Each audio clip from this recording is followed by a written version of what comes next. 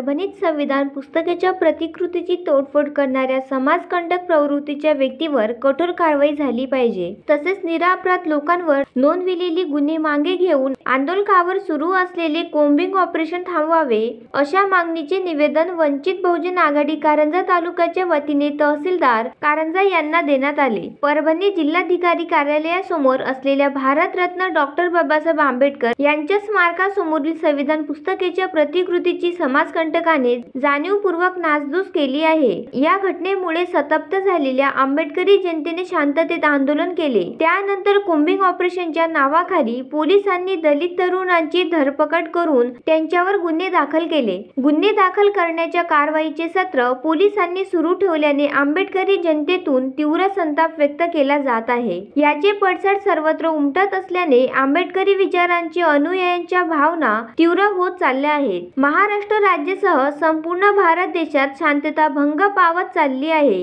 या घटनेत पकडण्यात आलेल्या समाजकंटकासह त्यामागील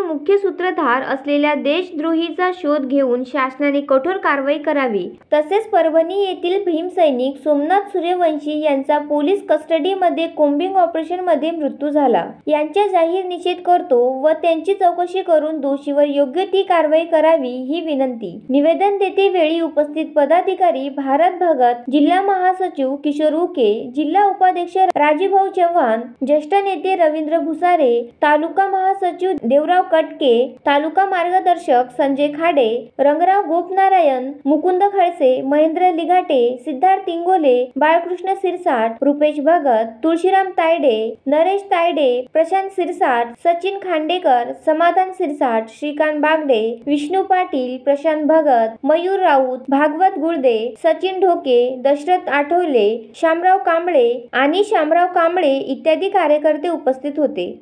Javed Khan, the sting operation news, Karanja Lad.